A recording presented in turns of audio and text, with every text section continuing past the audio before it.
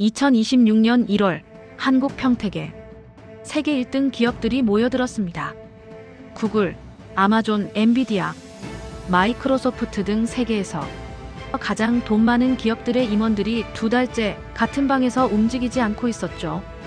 출장도 아닙니다. 회의도 아닙니다. 그들은 단지 허락을 기다리고 있었죠. 그들은 철저한 을의 위치에 있었습니다. 바로 삼성의 허락을 기다리고 있었죠. 불과 3개월 전 24만 원이던 메모리는 지금 80만 원. 그런데 더 무서운 건 돈이 있어도 살 수 없다는 겁니다. 한 임원이 이렇게 말했습니다. 지금 우리는 협상하는 게 아닙니다. 선택받기를 기다리는 겁니다. 왜 세계 최강 기업들이 한국의 한 공장 앞에서 줄을 서야 하는 걸까요? 왜 전화 한 통이면 끝나던 거래가 이제는 몇 달을 기다려야 할 일이 된 걸까요? 그리고 삼성은 도대체 언제, 어떻게 이 판을 뒤집은 걸까요? 오늘 그 아무도 말하지 않던 반도체 권력의 비밀을 공개합니다. 구독과 좋아요는 큰 힘이 됩니다. 사랑합니다. 안녕하세요. 저는 구글 글로벌 조달팀에서 메모리와 서버 부품 구매를 총괄하고 있는 데이비드 밀러입니다. 지금 이 이야기는 제가 지난 15년 동안 글로벌 IT 업계에서 일하면서 단 한 번도 겪어보지 못했던 상황에서 시작됩니다. 2026년 초 우리는 분명 세계에서 가장 안정적인 공급망을 가진 기업 중 하나였습니다. 구글은 전 세계 데이터 센터를 40개 이상 운영하고 있고 연간 서버 투자 규모만 해도 600억 달러를 넘는 기업입니다. 메모리 하나쯤 못 구해서 사업이 흔들릴 거라고는 누구도 상상하지 않았습니다. 불과 1년 전까지만 해도 우리는 항상 선택하는 입장이었습니다. 삼성, 하이닉스, 마이크론, 일본과 대만의 부품사들까지 분기마다 우리를 찾아와 계약 조건을 설명하고 단가 인하를 제안했습니다. 우리는 여러 업체의 견적서를 비교하면서 가장 유리한 조건을 고르면 됐고 공급이 부족해질 거라는 걱정은 거의 하지 않았습니다. 2024년 기준 전 세계 디램 생산량은 연간 약 900억 기가바이트 수준이었고 공급 과잉이 문제라는 보고서가 쏟아지고 있던 시기였습니다. 시장 조사업체 트렌드포스는 당시 보고서에서 디램 평균 단가가 최소 2년간 하락세를 유지할 것이라고 전망했습니다. 대부분의 글로벌 기업들이 이 분석을 그대로 믿었습니다. 우리도 마찬가지였습니다. 회의실에서는 항상 이런 분위기였습니다. 메모리는 언제든 살 수 있다. 가격은 더 떨어질 가능성이 크다. 굳이 장기 계약으로 묶을 필요는 없다. 한국 반도체 기업들에 대한 평가도 그리 높지 않았습니다. 기술력은 인정했지만 결국 가격 경쟁에 매달리는 제조업체 정도로 보는 시선이 강했습니다. 실리콘밸리 내부에서는 이런 말까지 돌았습니다.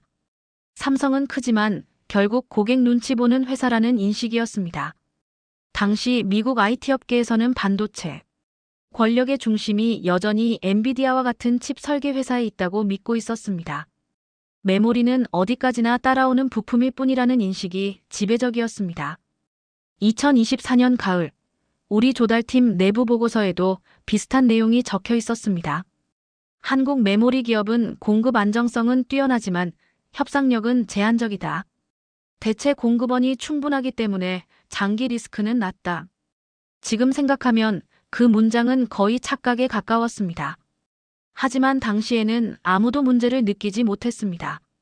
오히려 일부 임원들은 한국 기업들을 조금 가볍게 보는 분위기였습니다. 미국이 기술을 만들고 일본이 장비를 만들고 한국은 대량 생산을 담당하는 구조라고 생각하는 사람들이 많았습니다. 한국이 주도권을 쥘 수 있을 거라고 믿는 사람은 거의 없었습니다. 2024년 10월 실리콘밸리에서 열린 반도체 컨퍼런스에서도 분위기는 비슷했습니다. 대부분의 발표는 인공지능 칩, 클라우드 인프라, 데이터 처리 기술에 집중돼 있었고 메모리는 부차적인 주제로만 다뤄졌습니다. 한 유명 애널리스트는 공개 세미나에서 이렇게 말했습니다. 앞으로 10년은 칩 설계 기업이 산업을 지배할 것이다. 메모리는 수익성이 낮아질 가능성이 높다. 그 발언에 박수가 쏟아졌습니다. 우리도 그 자리에 앉아 고개를 끄덕이고 있었습니다. 하지만 바로 그 시기, 한국에서는 전혀 다른 일이 조용히 진행되고 있었습니다. 평택과 화성, 이천의 공장들에서는 기존 디램 라인의 일부가 점점 멈추고 있었고 대신 고대역폭 메모리 생산 설비가 빠르게 늘어나고 있었습니다. 이 변화는 외부에서는 거의 눈치채지 못할 정도로 은밀하게 이루어졌습니다. 2024년 4분기 삼성전자의 설비 투자 내역을 보면 HBM 관련 장비 투자가 전년 대비 68% 증가했습니다. 하지만 당시 시장은 이 숫자의 의미를 깊이 분석하지 않았습니다. 우리는 그 수치를 보고도 이렇게 생각했습니다. 인공지능이 잠깐 유행하니 대응하는 정도겠지. 곧 조정될 것이다.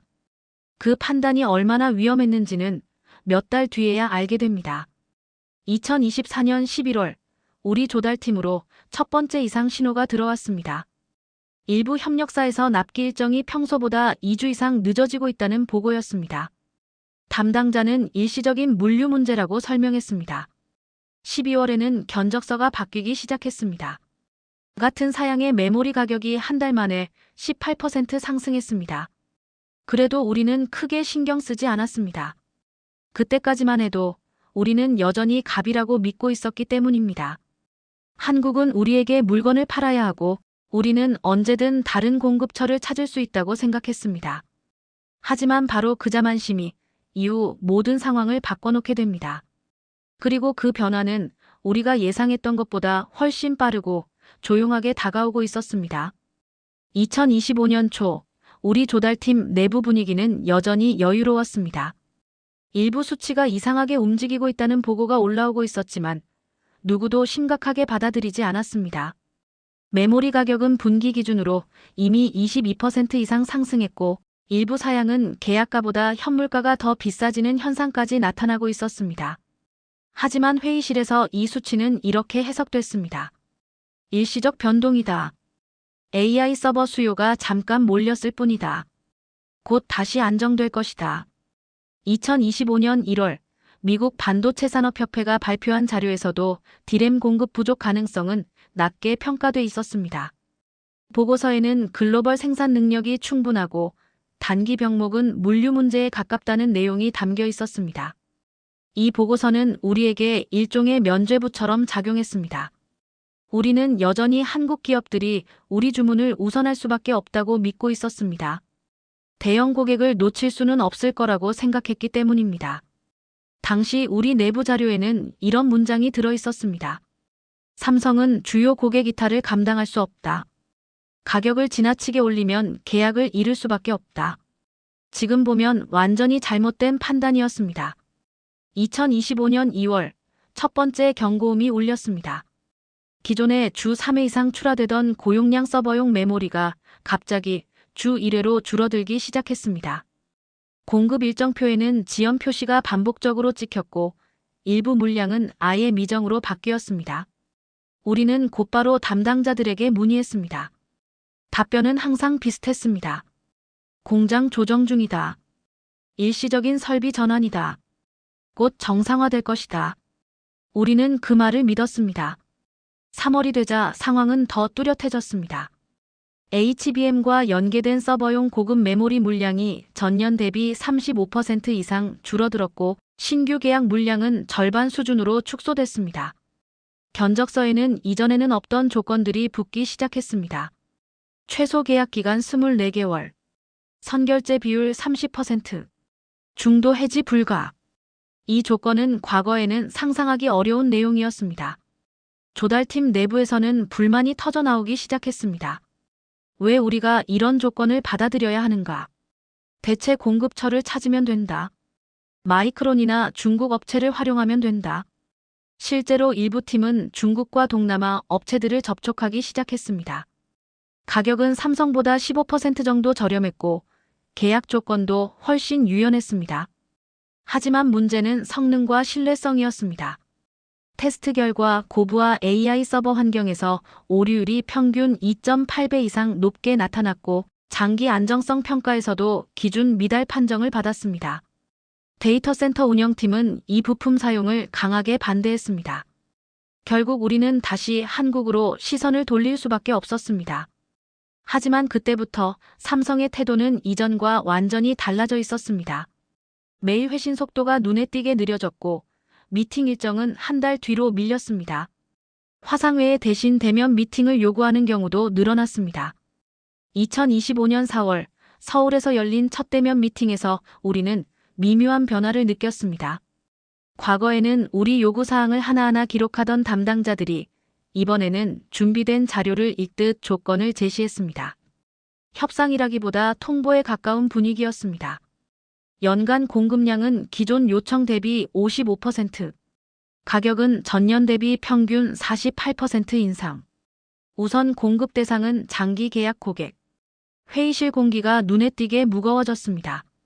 우리 팀은 이 조건이 비현실적이라고 판단했습니다. 시장 상황이 곧 정상화되면 다시 협상할 수 있을 거라고 믿었습니다.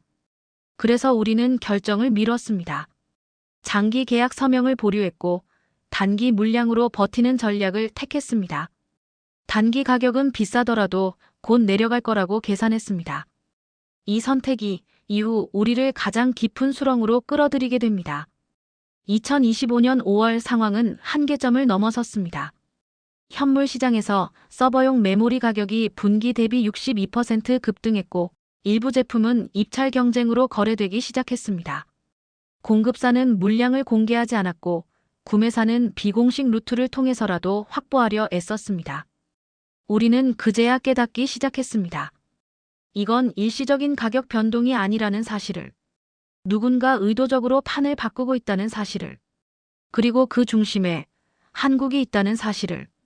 하지만 그때까지도 우리는 아직 이 싸움이 얼마나 불리한지 제대로 알지 못하고 있었습니다. 2025년 여름 시장은 완전히 다른 얼굴로 바뀌기 시작했습니다. 더 이상 가격표가 의미 없는 단계로 들어갔습니다. 견적서는 하루 만에 무효가 됐고 오전에 받은 조건이 오후에는 사라지는 일이 반복됐습니다. 6월 초 서버용 디램 평균 계약가는 전분기 대비 41% 상승했습니다. 불과 석 달 전만 해도 과하다고 느꼈던 조건들이 이제는 오히려 합리적으로 보이기 시작했습니다. 우리는 그제야 뭔가 잘못됐다는 걸 체감했습니다. 2025년 6월 둘째 주 조달팀은 비상회의를 소집했습니다. 데이터 센터 확장 일정이 메모리 부족으로 처음으로 지연되기 시작했기 때문입니다. 캘리포니아와 버지니아, 아일랜드 신규 센터 3곳의 개소 일정이 동시에 밀렸습니다. 이건 단순한 일정 문제가 아니었습니다. 인공지능 학습 서버 배치 전체가 꼬이기 시작한 신호였습니다. 당시 내부 보고서에는 이런 문장이 적혀 있었습니다. 메모리 부족으로 인해 연산 자원 가동률이 평균 17% 하락. 이 수치는 임원진을 긴장시키기에 충분했습니다. 서버는 있는데 메모리가 없어서 돌리지 못하는 상황. 매일 수천만 달러를 들여 만든 인프라가 놀고 있다는 뜻이었기 때문입니다. 우리는 다시 삼성에 연락했습니다. 이번에는 요청이 아니라 거의 매달리는 수준이었습니다. 기존 조건을 모두 받아들이겠다고 밝혔고 계약 기간 연장도 제안했습니다. 하지만 답장은 쉽게 오지 않았습니다. 일주일, 2주일이 지나서야 돌아온 회신에는 단 한 줄만 적혀 있었습니다. 추후 일정 조율 예정. 그 문장은 사실상 대기 명령이었습니다. 7월이 되자 상황은 더 악화됐습니다. 현물 시장에서 고용량 서버 메모리 가격이 다시 38% 급등했고 일부 사양은 공개 거래 자체가 중단됐습니다. 물량은 비공개 경매 방식으로만 움직이기 시작했습니다. 조달팀 직원들은 새벽까지 모니터를 보며 재고 변동을 확인했습니다. 몇 분 차이로 수천 개 물량이 사라지는 장면을 수없이 목격했습니다. 우리는 처음으로 다른 글로벌 기업들과 직접 경쟁하고 있다는 사실을 체감했습니다. 마이크로소프트, 아마존, 메타 오픈 AI. 모두가 같은 시장에서 같은 물량을 노리고 있었습니다. 2025년 8월 한글로벌 투자은행 보고서가 업계를 뒤흔들었습니다. 보고서 제목은 단순했습니다. 고대 역폭 메모리 공급 부족 구조화. 보고서에는 이런 내용이 담겨 있었습니다. 현재 HBM과 연계된 고성능 메모리 공급량은 수요 대비 약 42% 부족. 2027년까지 구조적 해소 가능성 낮음. 이 보고서는 우리에게 사실상의 사형 선고였습니다. 이제 기다리면 해결될 문제가 아니라는 뜻이었기 때문입니다. 그 무렵부터 분위기는 완전히 바뀌었습니다. 우리 내부 회의에서는 더 이상 가격 이야기가 나오지 않았습니다. 얼마에 살 것인가가 아니라 얼마나 확보할 수 있는가가 핵심이 됐습니다. 재무팀은 예산을 재편성했고 이사회는 긴급 승인 절차를 열었습니다. 메모리 예산은 반년도 안 돼 2배 이상 확대됐습니다. 2025년 9월 결정적인 사건이 발생했습니다. 삼성으로부터 공식 통보가 도착했습니다. 향후 공급 우선순위는 장기 전략 파트너 중심으로 재편된다. 단기 계약 고객은 순차 조정 대상이 된다. 이 문장은 사실상 선언이었습니다. 이제 메모리는 계약이 아니라 신뢰로 배분된다는 의미였습니다. 우리는 즉시 대응에 나섰습니다. 한국에 상주 인력을 보내기로 결정했고 협상 전담팀을 새로 구성했습니다. 법무팀, 재무팀, 기술팀까지 포함된 특별 조직이 만들어졌습니다. 2025년 10월 첫 번째 상주팀이 평택에 도착했습니다. 그들은 처음에는 며칠이면 끝날 일이라고 생각했습니다. 직접 만나 이야기하면 해결될 거라고 믿었습니다. 하지만 현실은 달랐습니다. 미팅 일정은 계속 밀렸고 대기자는 점점 늘어났습니다. 하루 이틀이 일주일이 되고 일주일이 한 달이 되었습니다. 호텔 로비에서 노트북을 펴고 일하는 임원들이 하나둘 늘어갔습니다. 그 장면을 처음 봤을 때 나는 묘한 불안감을 느꼈습니다. 세계 최고 기업의 임원들이 낯선 나라의 호텔 로비에서 순서를 기다리고 있다는 사실. 그 자체가 이미 판이 뒤집혔다는 증거였기 때문입니다. 그리고 그때부터 우리는 깨닫기 시작했습니다. 이 싸움은 가격 싸움이 아니라 생존 싸움이라는 것을. 평택 인근 호텔은 더 이상 숙소가 아니었습니다. 글로벌 기술 기업들의 임시 사무실이자 대기실이자 전쟁터에 가까운 공간으로 변해 있었습니다. 로비 곳곳에는 노트북과 서류 가방을 들고 앉아 있는 사람들이 늘어났고 새벽까지 불이 꺼지지 않는 테이블도 많아졌습니다. 프론트 데스크에는 장기 체류 고객 명단이 따로 관리될 정도였습니다. 우리 팀도 그곳에 자리를 잡았습니다. 처음에는 하루 이틀이면 미팅이 잡힐 거라고 생각했습니다. 하지만 일정표에는 항상 같은 문구만 반복됐습니다. 조율 중. 대기 명단은 매주 늘어났습니다. 우리 앞에는 이미 10개가 넘는 글로벌 기업들이 줄을 서 있었고 뒤에도 계속 이름이 추가되고 있었습니다. 그 사이 시장 상황은 더 가파르게 움직였습니다. 2025년 11월 서버용 디램 평균 계약가는 다시 29% 상승했고 고사양 제품은 분기 기준으로 2배 가까이 뛰었습니다. 현물 시장에서는 정상 거래가 거의 사라졌고 대부분 비공식 채널을 통해 물량이 움직였습니다. 업계 전문지들은 이 시기를 메모리 빙하기라고 표현했습니다. 필요한 곳은 넘쳐나는데 공급은 의도적으로 제한된 상태였습니다. 우리는 그제야 깨닫기 시작했습니다. 이 상황이 우연이 아니라는 사실을. 삼성의 생산 구조는 이미 바뀌어 있었습니다.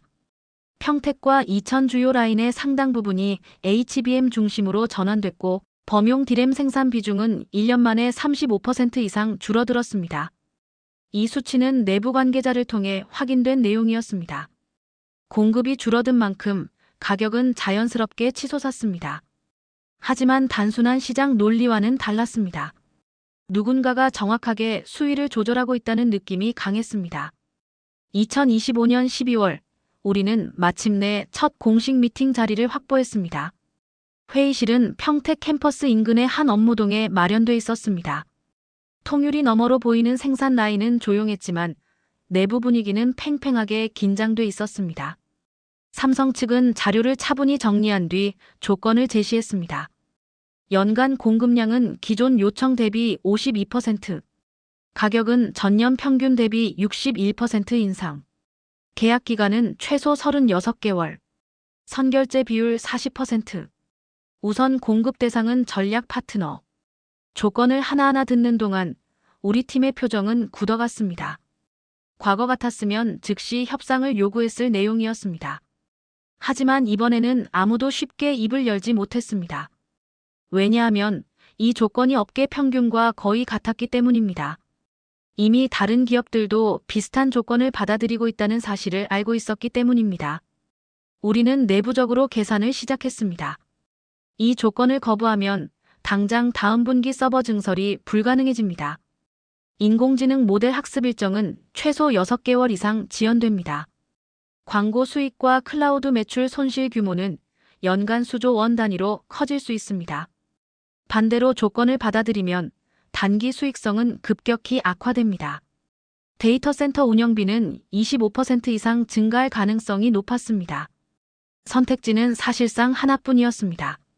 며칠간의 내부 논의 끝에 우리는 원칙적으로 조건 수용 방침을 정했습니다. 하지만 물량 확대를 위해 마지막 조정을 시도하기로 했습니다. 2026년 1월 초 추가 협상이 열렸습니다. 이번 회의에서는 분위기가 더 냉정했습니다. 삼성 측은 이전보다 더 간결하게 말했고 추가 양보에는 거의 관심을 보이지 않았습니다. 공급 여력은 제한적이다. 우선순위는 이미 정해져 있다. 계약 조건은 수정하기 어렵다. 이 메시지는 여러 표현으로 반복됐지만 의미는 하나였습니다. 선택하지 않으면 뒤로 밀린다. 그 순간 나는 분명히 느꼈습니다. 우리가 더 이상 협상 테이블의 주인이 아니라는 사실을. 그리고 메모리라는 단 하나의 부품이 우리 사업 전체를 통제하고 있다는 현실을. 우리는 여전히 현실을 온전히 받아들이지 못하고 있었습니다. 조건을 받아들이긴 했지만 마음속 깊은 곳에서는 이렇게 생각하고 있었습니다. 이건 일시적인 현상일 것이다.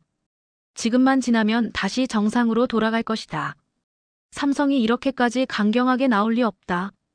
실리콘밸리 내부에서도 비슷한 분위기가 퍼져 있었습니다. 여러 글로벌 기업 임원들 사이에서는 이런 말들이 돌았습니다. 한국 기업이 잠깐 운이 좋을 뿐이다. 지금은 인공지능 붐 덕분에 반사 이익을 보는 것이다. 조금만 시장이 식으면 다시 원래 자리로 돌아갈 것이다. 우리는 여전히 한국을 구조적으로 우위에 있는 국가로 보지 않았습니다. 기술의 중심은 미국이고 시스템을 설계하는 쪽은 우리이며 한국은 생산을 맡는 역할이라는 인식이 남아 있었습니다. 그래서 우리는 숫자를 믿지 않았습니다. 2026년 1분기 초 글로벌 시장 조사업체에서 충격적인 자료가 나왔습니다. 고성능 메모리 평균 계약가 전년 대비 72% 상승. HBM 연계 제품 공급 부족률 45%. 장기 계약 비중 68% 돌파. 보고서를 처음 봤을 때 우리 팀 내부 반응은 냉소에 가까웠습니다. 이 수치는 과장됐을 것이다. 표본이 제한적일 것이다. 특정 기업 중심으로 왜곡된 데이터일 것이다. 우리는 즉시 자체 검증에 들어갔습니다. 재무팀, 전략팀, 조달팀이 함께 별도 분석 태스크포스를 만들었습니다. 각 지역 데이터 센터의 실제 구매 단가, 납기 지연 기록, 재고 회전율, 공급 실패 사례를 모두 다시 정리했습니다. 한 달 가까이 데이터를 모았습니다. 그리고 결과를 보고 우리는 말을 잃었습니다. 북미 지역 평균 메모리 구매 단가 2024년 대비 61% 상승. 유럽 지역 납기 지연율 기존 평균 3% 19%로 급등. 아시아 지역 장기 계약 비중 2년 만에 2배 증가. 단기 구매 성공률 50% 이하로 하락. 이 숫자들은 하나같이 같은 방향을 가리키고 있었습니다. 공급 통제. 이건 단순한 부족이 아니라 구조적으로 관리되고 있는 현상이었습니다. 하지만 우리는 아직 완전히 인정하지 않았습니다. 그래서 두 번째 검증에 들어갔습니다. 이번에는 외부 컨설팅 회사 3곳에 동시에 분석을 맡겼습니다. 맥킨지, 베인, BCG. 우리는 동일한 질문을 던졌습니다. 이 현상이 일시적입니까? 아니면 구조적 변화입니까? 2달 뒤 거의 같은 답이 돌아왔습니다. HBM 중심 생산 전환으로 범용 메모리 공급은 장기적으로 축소된다. 삼성과 하이닉스의 전략은 최소 5년 이상 유지될 가능성이 높다. 가격 통제력은 공급사로 완전히 이동했다. 이 보고서를 읽는 순간 회의실 분위기가 얼어붙었습니다. 그제야 우리는 깨닫기 시작했습니다. 이건 우연이 아니다. 이건 계획이다. 그리고 그 중심에는 한국이 있다. 이 인식이 확산되자 실리콘밸리 내부 분위기가 급격히 바뀌기 시작했습니다. 불과 몇 달 전까지만 해도 한국을 가볍게 보던 사람들이 이제는 한국 동향을 매일 체크하기 시작했습니다. 삼성 공장 증설 일정, 한국 정부 정책, 반도체 세제 지원안, 전력 공급 계획까지 분석 대상이 됐습니다. 한 투자사 리포트에는 이런 문장이 등장했습니다. 한국은 더 이상 제조 허브가 아니다. AI 인프라의 관문이다. 이 문장은 업계를 뒤흔들었습니다. 우리 내부에서도 시선이 달라졌습니다. 이전에는 이렇게 생각했습니다. 왜 가격이 오르는가? 이제는 이렇게 바뀌었습니다. 왜 삼성이 공급을 줄였는가? 왜 HBM에 올인했는가? 왜 이 타이밍이었는가?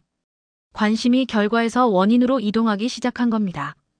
우리는 삼성의 과거 행보를 처음부터 다시 분석했습니다. 2023년 설비 투자 축소, 2024년 HBM 장비 집중 구매, 2024년 하반기 라인 전환 가속, 2025년 장기 계약 확대, 모든 퍼즐이 맞아떨어지기 시작했습니다. 이건 위기 대응이 아니었습니다. 사전 설계된 전략이었습니다. 그리고 우리는 그 전략을 전혀 잊지 못했습니다. 2026년 봄, 또 하나의 사건이 결정타가 됐습니다. 미국 반도체 산업협회가 공식 보고서를 발표했습니다. 고성능 메모리 공급망의 52%가 한국에 집중돼 있음. 이 수치는 전 세계 언론에 동시에 보도됐습니다. 그 순간부터 분위기는 완전히 달라졌습니다. 한국은 더 이상 협력국이 아니라 필수국이 됐습니다. 외국 언론들은 평택을 새로운 실리콘밸리라고 불렀고 삼성 캠퍼스를 AI 시대의 유전으로 비유했습니다. 우리는 더 이상 부정할 수 없었습니다. 판이 바뀌었다는 사실을, 그리고 우리가 뒤처졌다는 사실을. 그때부터 모든 전략이 다시 짜이기 시작했습니다. 2026년 상반기, 상황은 단순한 기업 간 거래 문제를 넘어서기 시작했습니다. 메모리 부족 사태가 길어지자 이제는 정부와 정치권까지 움직이기 시작했습니다. 가장 먼저 반응한 곳은 미국이었습니다. 2026년 2월 미국 상무부는 반도체 공급망 안정화 보고서를 공식 발표했습니다.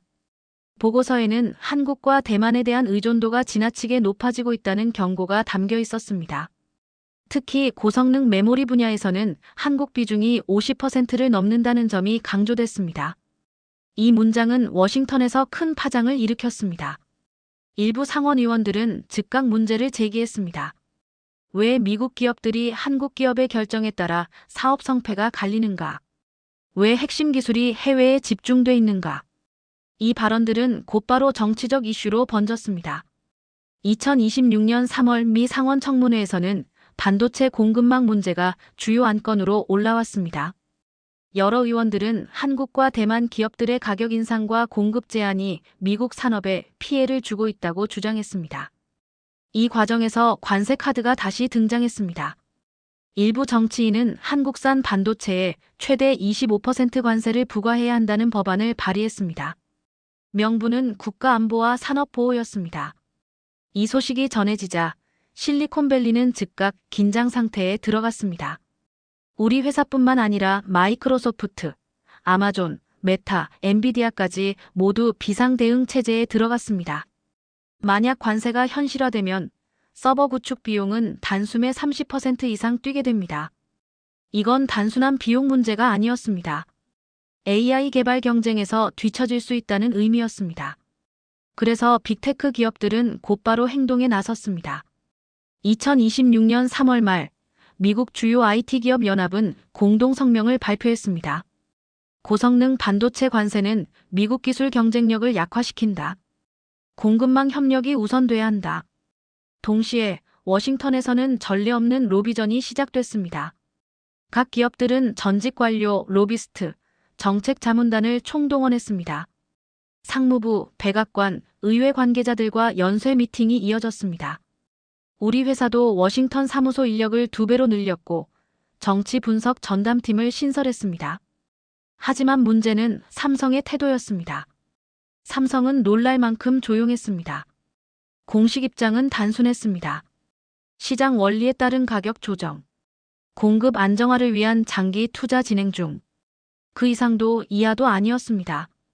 언론 인터뷰도 최소화했고 공개 발언도 거의 하지 않았습니다. 이 침묵이 오히려 더 큰 압박으로 작용했습니다. 워싱턴 내부에서는 이런 말까지 돌기 시작했습니다. 삼성은 이미 판을 읽고 있다. 우리는 그 안에서 움직이고 있을 뿐이다. 2026년 4월 상황은 새로운 국면을 맞았습니다. 삼성은 미국 텍사스와 애리조나에 대한 대규모 투자 계획을 공식 발표했습니다. 총 투자 규모 450억 달러. 메모리와 패키징, 연구센터를 포함한 종합단지 구축 계획이었습니다. 이 발표는 정치권의 분위기를 순식간에 바꿨습니다. 수만 개의 일자리 창출, 미국 내 첨단 제조 강화, 공급망 안정. 이 세 단어가 동시에 언론에 등장하기 시작했습니다. 트럼프 행정부는 즉각 반응했습니다. 대통령실은 공식 성명을 통해 한국 기업의 투자를 환영한다고 밝혔고 반도체 관세 논의는 자연스럽게 뒤로 밀려났습니다. 이 과정에서 비공개 협상이 진행됐다는 사실은 나중에야 알려졌습니다. 삼성은 미국 정부에 명확한 조건을 제시했습니다. 투자는 확대한다. 대신 관세와 수출 규제에서는 예외를 보장한다. 장기 정책 안정성을 확보한다. 미국 정부는 이 제안을 거절하기 어려웠습니다. AI 산업, 국방, 클라우드, 데이터 센터까지 모든 핵심 산업이 메모리에 의존하고 있었기 때문입니다. 2026년 5월 백악관과 삼성 간 고위급 회담이 열렸습니다. 이 자리에는 상무부 장관, 국가안보보좌관, 주요 경제 참모들이 참석했습니다. 회의 내용은 공개되지 않았지만 결과는 분명했습니다. 관세 논의는 공식 의제에서 사라졌고 대신 공동 연구와 투자 협력이 발표됐습니다. 언론은 이를 반도체 외교전의 승리라고 표현했습니다. 그제야 우리는 깨달았습니다. 이 싸움은 기업 대 기업의 싸움이 아니라 국가 대 국가의 싸움이었고 삼성은 이미 그 무대에서 움직이고 있었다는 사실을 우리는 다시 계산해봤습니다. 관세가 붙지 않은 덕분에 연간 비용 증가분은 약 8조 원 줄어들었습니다. 하지만 대신 장기 계약 비용은 이전보다 훨씬 높아졌습니다. 결국 비용 구조는 삼성에게 유리하게 재편됐습니다. 2026년 6월 미국 정부는 반도체 공급망 안정화 최종 보고서를 발표했습니다. 보고서의 결론은 단순했습니다. 한국과의 전략적 협력은 필수다. 대체는 현실적으로 불가능하다. 이 문장은 사실상 백기 선언과 같았습니다. 과거 같았으면 상상할 수 없는 일이었습니다. 미국 정부 문서에 특정 국가를 이렇게 명시하는 일은 극히 드뭅니다. 하지만 현실은 그만큼 달라져 있었습니다.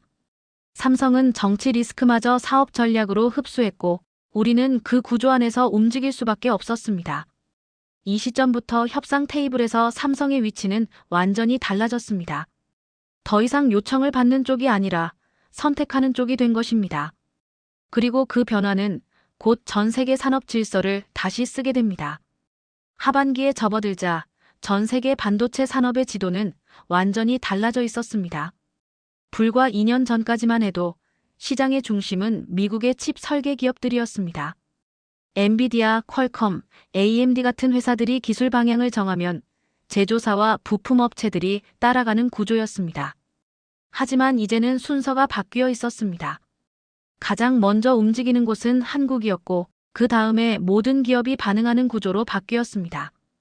2026년 7월 글로벌 반도체 투자 포럼에서 의미심장한 발표가 나왔습니다.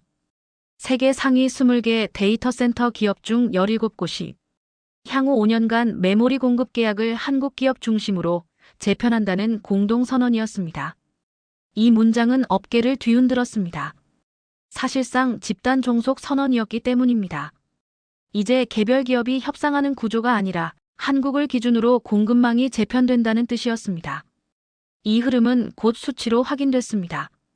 2026년 3분기 기준 HBM 시장 점유율 삼성 37%, 하이닉스 34%, 기타 업체 합산 29%. 2년 전만 해도 중국과 미국 기업들이 40% 가까이 차지하던 시장이 완전히 양분 구조로 바뀌어 있었습니다. 범용 디램도 마찬가지였습니다. 삼성과 하이닉스를 합친 점유율은 62%를 넘었고 상위 세계 기업이 전체 시장의 80% 이상을 장악하는 구조가 형성됐습니다. 이 수치는 단순한 독점 문제가 아니었습니다. 산업의 통제권이 이동했다는 의미였습니다. 엔비디아도 예외는 아니었습니다. 2026년 8월, 엔비디아는 차세대 인공지능 가속기 로드맵을 공개했습니다. 그 문서에는 처음으로 메모리 사양이 가장 앞부분에 배치돼 있었습니다. 과거에는 연산 성능이 최우선이었습니다. 이제는 메모리 확보 가능성이 설계의 출발점이 된 것입니다. 업계 관계자들은 이를 이렇게 표현했습니다. 칩은 한국 메모리에 맞춰 설계된다. 실제로 엔비디아 내부 문서에는 HBM사 공급 가능 물량을 기준으로 생산 목표를 설정한다는 문구가 포함돼 있었습니다. 우리는 이 문서를 보고 깊은 충격을 받았습니다. 과거에는 우리가 요구하면 공급사가 맞췄습니다. 이제는 공급에 맞춰 우리가 움직이고 있었습니다. 클라우드 업계도 마찬가지였습니다. 아마존 웹서비스, 구글 클라우드, 마이크로소프트 애저는 서버 증설 계획을 한국 공급 일정에 맞춰 재설계했습니다. 2026년 말 새 회사의 신규 데이터 센터 착공 일정 중 70% 이상이 삼성 납품 일정과 직접 연동돼 있었습니다. 이건 사실상 산업 종속 구조였습니다. 중국의 상황은 더 극명했습니다. 미국의 기술 규제와 장비 제한으로 인해 중국 메모리 업체들은 HBM 개발에서 계속 뒤처졌습니다. 2026년 중국 정부 보고서에는 이런 문장이 실렸습니다. 고성능 메모리 자립률 18%. 이 숫자는 국가 차원의 위기 선언과 같았습니다. 일본 역시 어려움을 겪고 있었습니다. 한때 세계를 지배했던 일본 메모리 기업들은 이제 한국 기업의 협력사로 전락했고 부품과 소재 공급에 집중하는 구조로 재편됐습니다. 유럽도 예외는 아니었습니다. 독일과 프랑스는 공동 반도체 프로젝트를 추진했지만 핵심 메모리는 결국 한국에 의존할 수밖에 없었습니다. 2026년 유럽연합 공식 보고서에는 한국을 전략적 기술 파트너로 명시했습니다. 이제 한국은 단순한 수출국이 아니라 산업의 기준점이 됐습니다. 이 변화는 금융시장에서도 확인됐습니다. 2026년 4분기 글로벌 반도체 관련 펀드의 한국 비중은 평균 42%까지 상승했습니다. 5년 전 15% 수준과 비교하면 거의 3배에 가까운 수치였습니다. 외국계 자금은 평택과 이천, 화성으로 몰려들었습니다. 공장 증설 발표만 나오면 주가가 급등했고 관련 협력사 주식도 연쇄 상승했습니다. 국내 분위기도 달라졌습니다. 반도체 엔지니어는 최고 인기 직군이 됐고 신입 연봉은 1억 원에 근접했습니다. 대학 전공 선택에도 변화가 나타났습니다. 전자공학과와 반도체 관련 학과 지원율은 2년 만에 60% 이상 증가했습니다. 지역 경제도 급변했습니다. 평택 인근 부동산 가격은 3년간 45% 상승했고 상권과 인프라는 사실상 신도시급으로 성장했습니다. 이 모든 변화는 하나의 사실을 증명하고 있었습니다. 세계는 이미 한국 중심으로 재편됐다는 것, 그리고 그 구조에서 벗어날 방법이 없다는 것. 우리 내부에서도 인식이 완전히 바뀌었습니다. 더 이상 가격을 깎을 생각은 하지 않았습니다.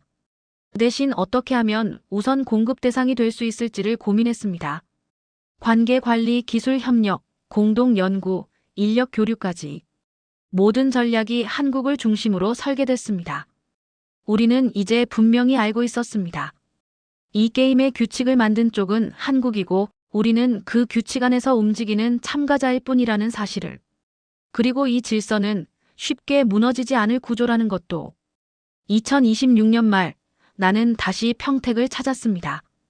처음 이곳에 왔을 때는 그저 낯선 도시 중 하나에 불과했습니다. 출장 일정표에 적힌 수많은 도시 이름 중 하나였고 잠깐 머물다 떠나는 장소라고만 생각했습니다. 하지만 이제 이곳은 완전히 다른 의미로 다가왔습니다. 전 세계 인공지능 산업의 심장, 글로벌 기술 경쟁의 출발점, 그리고 우리가 매일 눈치를 보며 바라보는 곳. 평택 캠퍼스의 야간 조명은 여전히 밝게 빛나고 있었습니다. 수천 개의 창문 너머에서 수많은 엔지니어들이 밤새 장비를 점검하고 데이터를 분석하고 다음 세대를 준비하고 있었습니다. 그 불빛을 바라보며 나는 자연스럽게 과거를 떠올렸습니다. 불과 몇 년 전 우리는 한국을 협력국 정도로만 생각했습니다. 기술력은 인정했지만 주도권은 항상 우리에게 있다고 믿었습니다. 우리는 시스템을 만들고 규칙을 정하고 기준을 제시하는 쪽이라고 생각했습니다. 한국은 그 규칙에 맞춰 생산하는 나라라고 여겼습니다. 하지만 현실은 전혀 달랐습니다. 한국은 단순히 따라온 것이 아니었습니다. 조용히 준비했고 남들이 보지 않는 곳에서 판을 바꾸고 있었고 결정적인 순간에 승부를 걸었습니다. 우리가 숫자와 보고서에 안주하고 있을 때 한국은 공장을 바꾸고 기술을 바꾸고 인력을 재배치하고 있었습니다. 우리가 단기 실적에 집중하고 있을 때 한국은 5년, 10년 뒤를 계산하고 있었습니다. 나는 그 차이를 뒤늦게 깨달았습니다. 2026년 하반기 우리 회사 내부 전략 회의에서 한 문장이 공유됐습니다. 향후 10년간 가장 중요한 외부 변수는 한국 반도체 산업이다. 이 문장은 더 이상 논쟁거리가 되지 않았습니다. 모두가 당연한 사실로 받아들였습니다. 우리는 이제 한국을 경쟁자도 협력자도 아닌 기준으로 인식하고 있었습니다. 기준. 이 단어가 모든 걸 설명했습니다. 한국이 움직이면 시장이 움직이고 삼성이 방향을 정하면 산업이 따라가고 공급 계획 하나가 글로벌 투자 흐름을 바꾸는 구조. 이건 단순한 기업 성공이 아니었습니다. 국가 차원의 전환이었습니다. 과거 한국은 항상 외부 변수에 흔들리는 나라였습니다. 환율, 무역 분쟁, 원자재, 외교 갈등에 민감하게 반응해야 했습니다. 하지만 이제는 달랐습니다.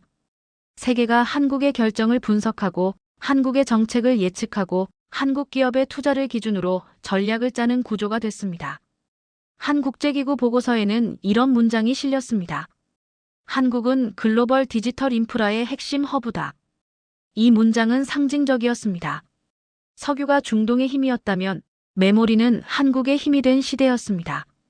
나는 어느 날 호텔 로비에서 만났던 한 미국 임원을 떠올렸습니다. 그는 처음 한국에 왔을 때 이렇게 말했습니다. 왜 이렇게까지 와야 하냐고. 메일로도 충분하지 않냐고. 하지만 몇 달 뒤 그는 가장 먼저 평택으로 날아왔고 가장 오래 머물렀고 가장 적극적으로 관계를 만들었습니다. 사람들의 태도는 그렇게 바뀌었습니다. 강한 곳을 향해, 신뢰할 수 있는 곳을 향해, 그리고 미래를 쥔 곳을 향해. 한국은 그 자리에 서 있었습니다. 이 변화는 기업만 바꾼 게 아니었습니다. 젊은 엔지니어들의 꿈도 바꿨고 학생들의 진로도 바꿨고 지역의 풍경도 바꿨습니다. 평택에서 만난 한 신임 연구원은 이렇게 말했습니다. 자기가 만드는 기술이 세계를 움직인다는 게 실감난다고. 그 말은 과장이 아니었습니다. 실제로 그들의 손에서 만들어진 메모리 하나가 수천 개의 서버를 움직이고 수백 개의 인공지능 서비스를 탄생시키고 수억 명의 일상을 바꾸고 있었습니다. 나는 이제 더 이상 과거처럼 생각하지 않습니다. 누가 갑이고 누가 을인가를 따지는 시대는 끝났습니다. 중요한 건 누가 미래를 준비했는가입니다. 그리고 이 싸움에서 한국은 가장 먼저 준비한 나라였습니다. 우리는 뒤늦게 따라가고 있을 뿐입니다. 언젠가 균형이 다시 바뀔지도 모릅니다. 기술은 언제나 변화합니다. 하지만 적어도 지금 이 순간만큼은 분명합니다. 2020년대 후반 세계 인공지능 시대의 방향타는 한국이 쥐고 있다는 사실을 나는 평택을 떠나기 전 다시 한번 캠퍼스를 바라봤습니다. 처음 봤을 때와는 전혀 다른 느낌이었습니다. 그곳은 더 이상 공장이 아니었습니다. 미래가 만들어지는 장소였습니다. 그리고 우리가 매일 참고해야 할 기준점이었습니다. 이 이야기를 끝으로 나는 하나의 결론에 도달했습니다. 기술 패권은 하루아침에 만들어지지 않는다. 조용한 준비와 긴 시간의 선택이 쌓여 만들어진다. 한국은 그 과정을 누구보다 오래, 누구보다 치열하게 버텨왔고 마침내 그 자리에 도달했습니다. 그리고 우리는 그 결과를 지금 목격하고 있을 뿐입니다.